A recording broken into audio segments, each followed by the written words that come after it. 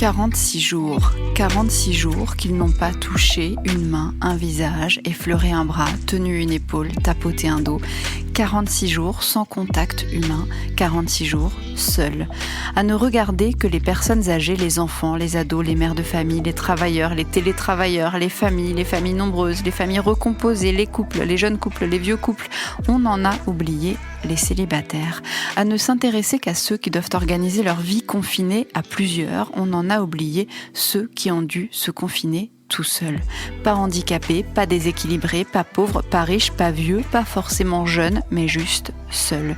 Qu'ils aient choisi ce mode de vie par dépit ou par envie, qu'ils aient voulu vivre seuls par choix ou à défaut de mieux, qu'ils aient préféré, dans la vie d'avant, être seuls que mal accompagnés, qu'ils aient été obligés par contrainte professionnelle, après un échec, après une déception amoureuse, parce que c'était plus pratique ou parce qu'ils refusaient obstinément l'engagement. Ce qui est sûr, c'est qu'aujourd'hui, ça fait 46 jours qu'ils n'ont pas touché un autre être humain. 46 jours sans sentir la chaleur de quelqu'un d'autre. Et je ne parle pas de galoche ou de relations sexuelles, là on est encore dans une autre dimension.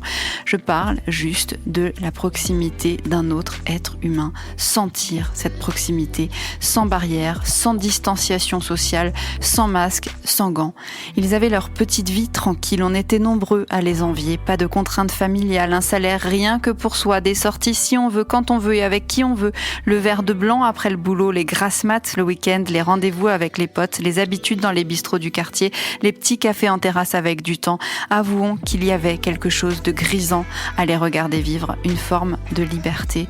Mais quand on n'a plus de liberté, quand on ne trouve la joie qu'avec ceux qu'on a le droit de voir et qu'on n'a plus le droit de voir personne, comment on fait ? On ronge son frein et on a de gros coups de blues parce que leur jardin à eux, c'était les terrasses, leur famille, c'était les copains, leur terrain de jeu, c'était la rue et la ville. Et que le rideau est tombé un jour de mars 2020 sur cette petite vie agréable qu'ils s'étaient construite tout seuls, parce que leur mode de vie n'était tenable que s'ils pouvaient sortir librement de chez eux, parce que leur choix de vie c'était les autres, la rencontre et la liberté, parce que leur solitude ils la voulaient choisie, pas subie. Aujourd'hui ils galèrent, aujourd'hui leur solitude ils la subissent plus que jamais.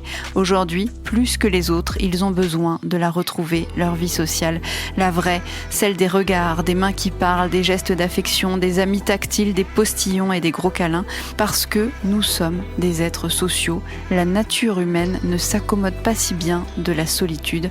Nous sommes des animaux. La meute nous manque.